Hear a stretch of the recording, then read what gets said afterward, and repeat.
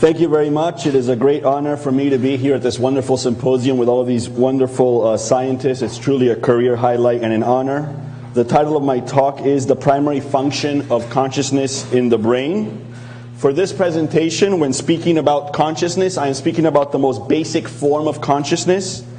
If an organism has an experience of any kind, it has the kind of consciousness I'm interested in. I'm not speaking about higher level forms of consciousness such as self-awareness, cultural awareness, nostalgia. I'm speaking about very low level, if there is something it is like to be that organism, using Nagel's classic definition. As he said, if there is something like it is to be a creature, then that creature is a conscious entity. From this standpoint, there is something it is like to be human and experience breathlessness, the color red, or the urge to breathe. When this research started, claims about the function of consciousness were very lofty claims, that consciousness added a very high-level function to the nervous system.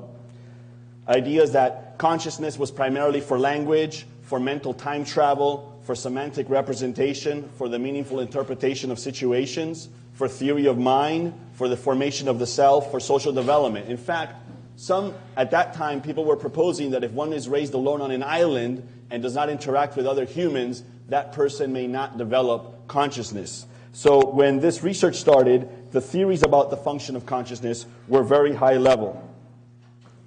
The theory presented today proposes that conscious states serve a much more lower nuts and boltsy function, one that is quite specific, very well circumscribed in the nervous system, and is used only for certain tasks, and is a lot low level compared to what was proposed before.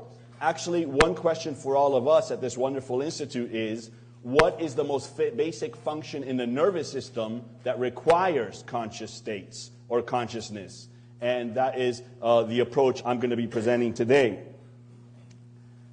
So what is the most basic brain function that requires consciousness? My approach, being a naturalist and growing up studying reptiles, is descriptive, not normative. I am describing what consciousness does in the human nervous system and what it is as a product of evolution. I am not describing how the system should be designed, which would be a normative approach. Back then, when this research started, people would compare the first time you perform an action and the 1,000,000th time you perform an action and claim that the first is conscious and that the latter is automatized or unconscious. So tying your shoes for the first time is conscious, the 1,000,000th time is presumably less conscious. This contrast is not as stark as the contrast I want to focus on today, which is the contrast between things that you are almost always conscious of, such as pain and the urge to breathe when holding your breath, and things that you are often never conscious of, such as the pupillary reflex, the mediation of a reflexive blink, peristalsis in the gut, or reflexive pain withdrawal. So this contrast is a more stark contrast between something that you're usually aware of, things you're never aware of. It's not the contrast of years before, the first time you perform an action, and then the subsequent times when it becomes more automatized. As Dr. Bars would tell you, that kind of automaticity conflates conscious processing with attentional changes. So this is a starker contrast. So if you compare something like the pupillary reflex or peristalsis with something like enduring pain, holding your breath, the difference is not one of controllability, complexity, feedback, memory, semantics, or how action-like the events are. Mind that if a Martian came to Earth and saw someone with light blue eyes and that person's pupils dilated because of changes in the light conditions of the room, that the Martian would write down behavior, the pupils dilated. If that person then blinked reflexively, the Martian would write down there was a closure of the eyes. If the person blinked voluntarily, the Martian would also jot that down as an action. So all of these things are variable forms of action. What we say is, well, one of them is associated with my consciousness and the other ones aren't. The reflexive one tend not to be. Pupillary reflex, certainly not. Well, we have to make that contrast and find out why some of these events are always reliably coupled with conscious processing and other events are not. So this idea we start looking at the complexity of unconscious action. In the 19th century, the great neurologist Hewlins Jackson observed very complicated behaviors that occur during epileptic seizures in which people are presumably unconscious. And there are cases of people who start a seizure and they will sing a song from start to finish unconsciously. William James spoke about unconscious actions in habit and idiomotor theory. The Stroop effect involves the unintentional activation of action plans. The flanker task. Lermit's observations of utilization behavior, where people cannot suppress actions toward action-related stimuli. Priming research. Blind sight. Miller and Goodale showing the difference between consciousness for perception and then the unconscious control of action. The associations between perception and action. Illusions of authorship. So what this shows you is all of those things that we call unconscious are not necessarily dumb, less controlled in a sense, involving less feedback, involving less complexity. That's just my own research showing that. The idea that has come about is that the primary difference between something like the pupillary reflex and responding to pain is that the amount of different kinds of information integrated for an adaptive response is different in the conscious case than in the unconscious case.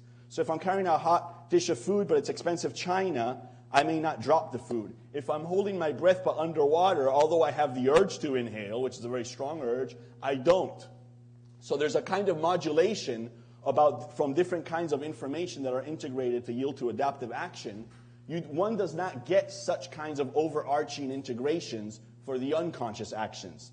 That's why, historically, if you go to a neurology department, as I'm in, people speak about unconscious actions as being irrational or not taking into account certain kinds of information. You should not sing a song right now. You should not drop that hot dish of food right now. You should not inhale right now. I used to work at a pharmacy when I was in undergrad. I worked full-time as a pharmacy tech. And once in a while, somebody would open a jar of an acid, and everybody would say, don't inhale, because you should not inhale the acid, which is everywhere in the air. And I remember you're just holding in mind, don't inhale, don't inhale, don't inhale, until someone closes the jar.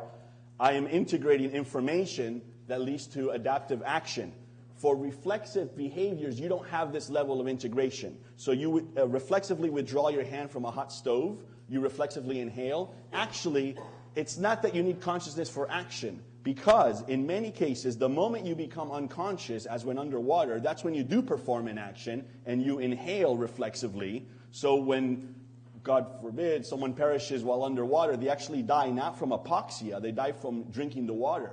When you're carrying a hot dish of food, if you became momentarily unconscious, you would do the drop reflex. In epileptic seizures and in other neurological conditions, you see these very sophisticated actions. So it's not that you need it for action. You need consciousness for a certain kind of action that involves integration. This led to the integration consensus.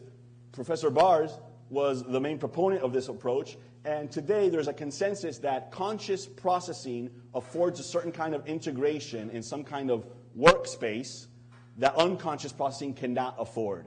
If you look at things like complexity, top-down processing, semantics, control through feedback loops, you find each of those things in conscious and unconscious actions. What you do not find in the unconscious ones is this level of integration. So anarchic hand syndrome, automatisms, these are all behaviors that are complex, that involve a lot of integration, but not as much as conscious integration. Consistent with the integration consensus, neural evidence reveals that compared to unconsciously mediated actions, consciously mediated actions involve more brain areas and more widespread networks of activation. So this is really great. We have this theoretical account that for conscious action, you have this wider level of, broader level of integration of information. Guess what? Neurally, you find this. When an action is conscious versus unconscious, it involves a broader level. Here is a recent example from a paper that came out in Science. A paper came out last week also, I think, in Science by Logothetis that comes to the same point.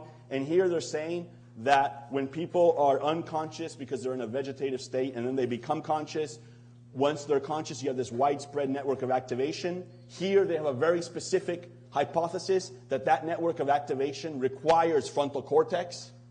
Sir Francis Crick had the idea that the wide level of integration must involve frontal cortex. Last week, Logothetis' paper on binocular rivalry also isolated frontal cortex and high frequencies. However, there are really strong accounts that suggest that it's that frontal cortex is not necessary and that it's thalamic areas or mesencephalic areas, and very strong evidence for that. And then there are accounts that parietal areas are very important. So here's my own research on this neuroanatomical correlates of consciousness. Here's the paper from last week, Logothetis, claiming that Sir Francis Crick was correct, that you need frontal cortex, and that Sir Francis Crick was correct, you also need really high frequencies in the gamma range. So what we have here in the Summer Institute there are really strong frontal accounts that you need a frontal cortex activation in this widespread network, that's essential and constitutes consciousness. You have mesencephalic accounts dating back to Jasper and Penfield, and Professor Merker today is reviving those really important accounts. Thalamocortical accounts, parietal accounts. If you get an electrode and you stimulate someone's motor cortex, people will perform an action, and then they may say, oh, I'm not aware that I performed an action. This is done by Sirigu and Desmourget. If you activate parietal cortex, people will say, I felt the urge to move my finger, but they didn't move it. If you stimulate parietal cortex more, they move their finger. If you stimulate parietal cortex more, they say, I moved my finger, when in fact they didn't. So the sensorium, the parietal cortex, activation there, people feel urges or believe they did acts they didn't do. Motor cortex, you get the act, they don't know that they did it. So there are really strong parietal accounts. Then there are frontal parietal accounts and there are frontal temporal accounts. Each of these accounts, they're very strong. My question to you is, we do not have a consensus regarding the neuroanatomical substrates that constitute consciousness. This is not neurodynamics. It's not saying whether it's 40 hertz, 30 hertz, 20 hertz. This is a level of a lack of consensus at the level of gross anatomy. This is a fundamental question that the field needs to address. It's obviously not all the brain. When you remove the cerebellum, people stay conscious. When you remove the amygdala, people stay conscious. HM was conscious, had no hippocampus. Basal ganglia, you don't need them to be conscious. So there are many regions whose absent leave the nervous system capable of being conscious. But we still don't have a level of consensus at the neuroanatomical level of what regions are critical. And all the accounts are really strong.